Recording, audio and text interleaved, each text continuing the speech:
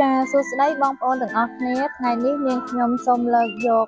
មុខម្ហូបម្យ៉ាងប្រចាំខេត្តកំពតមកបង្ហាញជូនបងប្អូនទាំងអស់គ្នាគឺនំបញ្ចុកទឹកជាយនំបញ្ចុកទឹកជាយនេះគេពុំសូវឃើញលក់នៅលើទីផ្សារប៉ុន្មានទេប៉ុន្តែប្រសិនបើគេមកកាន់ខេត្តកំពត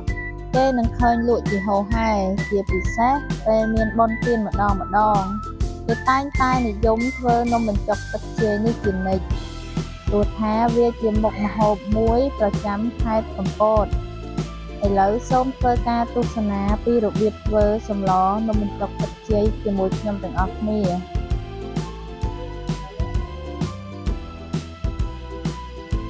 ចាសម្រាប់គ្រឿងផ្សំវិញមានដូចជាប្រហុកអំបិលប៊ីចេងទឹកត្រីគល់ស្លឹកគ្រៃខ្ទឹមសខ្ជាយព្រមទាំងមានត្រីទក់ផងដែរ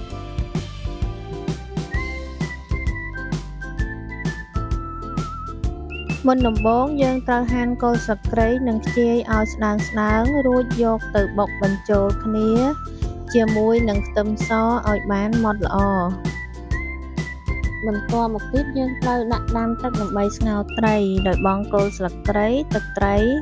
អំបិលបន្តិចប៊ីចេងបន្តិចនៅពេលដែលត្រីឆ្អិនហើយយើងត្រូវដួសដាក់ចានទុកឲ្យត្រជាក់បន្តមកទៀតយើងត្រូវបេះសាច់ត្រីដោយយកតែសាច់កុំឲ្យដោយឆ្អឹងហើយនឹងស្បែកយកមកបុកបញ្ចូលគ្នាជាមួយនឹងគ្រឿងដែលយើងបានបុករួចបន្តទៀតយើងត្រូវយកទឹកដែលស្ងោរត្រីនោះទៅដាក់ទឹកបន្ថែមរួចដាក់ដាំឲ្យពុះចានៅពេលដែលទឹកពុះយើងត្រូវបង់ប្រហុកអំបិលប៊ីចេងឲ្យល្មមតាមតម្រូវការ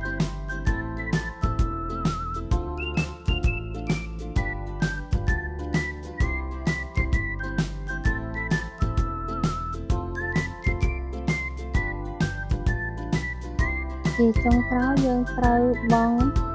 ត្រីដែលបានបុកជាមួយគ្រឿងនោះចូលរួចទុកឲ្យពុះ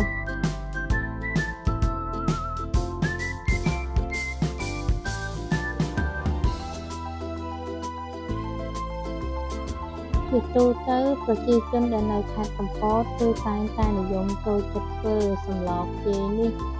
ព្រោះថាវាមានភាពងាយស្រួលធ្វើហើយនឹងមានរសជាតិឈ្ងុយឆ្ងាញ់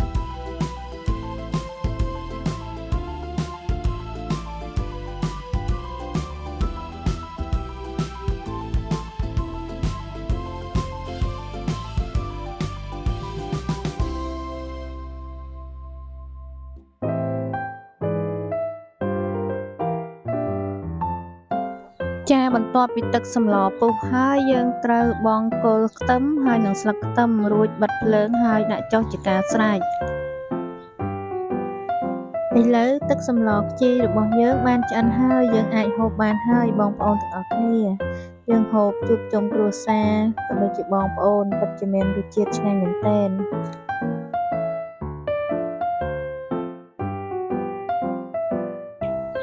ចាសសូមអរគុណបងប្អូនទាំងអស់គ្នាដែលបានចូលរួមទស្សនាវីដេអូនេះតាំងពីដើមរហូតដល់ចប់សូមអរគុណ